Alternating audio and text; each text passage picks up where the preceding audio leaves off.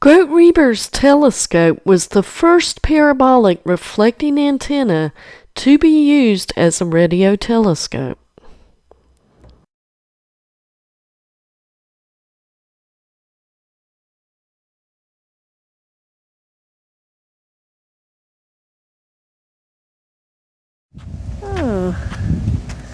In 1937, a young Grote-Reber built this parabolic telescope next to his mother's house in Wheaton, Illinois.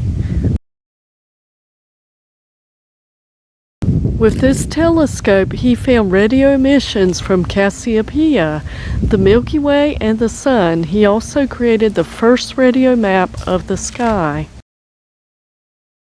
Grote-Reber was an American pioneer of radio astronomy, which combined his interest in amateur radio and amateur astronomy.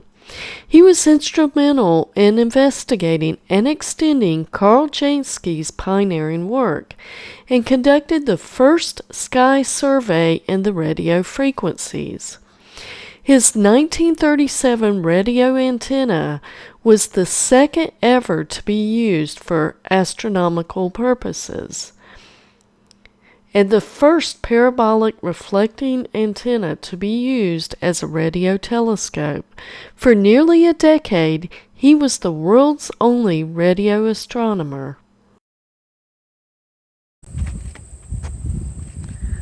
The Green Bank telescope surface is about 2.3 acres. That's enough to hold 2 football fields.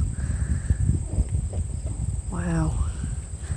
And there it is right there. I think it's the world's largest steerable radio telescope. Check that out.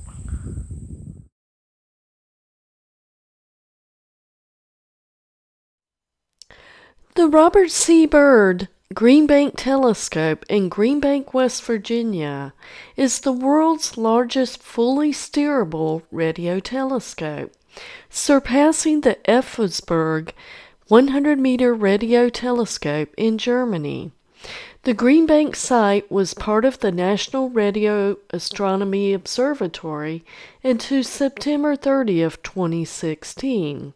Since October 1st, 2016, the telescope has been operated by the independent Green Bank Observatory.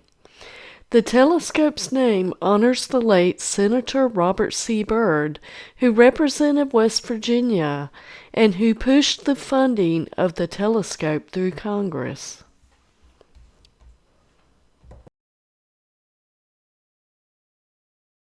The Green Bank North Celestial Cap survey is a 350 MHz all-sky pulsar survey using the Robert C. Byrd Green Bank Telescope in West Virginia. To date, they have found 161 new pulsars, with 20 of them being millisecond pulsars and 11 being new rotating radio transients. We are in Green Bank, West Virginia, looking at the radio telescopes. This is from an article called Drake Equation, 55 Years Old, by Seth Shostak, senior astronomer. It was the fall of 1961, a year after his pioneering SETI experiment, Project Ozma, using an 85-foot antenna in Green Bank, West Virginia. Drake had unfurled the intriguing possibility that we might find proof of intelligent beings by simply eavesdropping on their broadcast. He had spent several weeks pointing his antenna at 2 nearby stars, tuning a simple receiver to 1420 MHz, hoping to detect transmissions.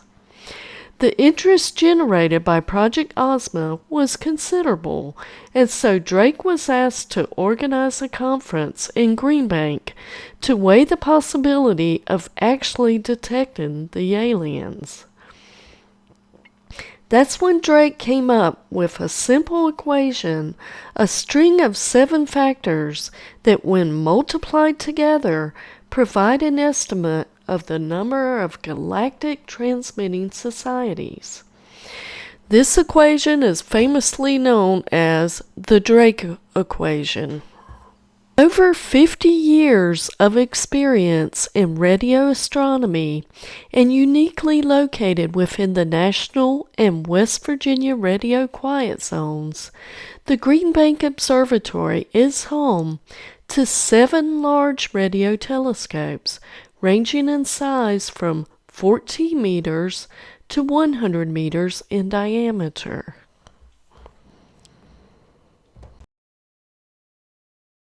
Let's see, 1, 2, 3, 4 radio telescopes out there.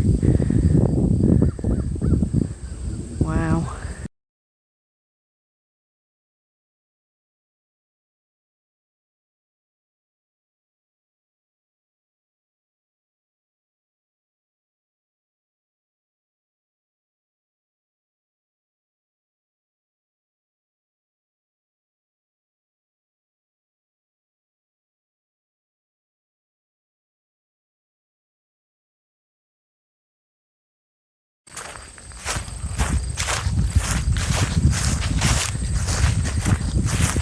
You are entering the radio astronomy instrument zone.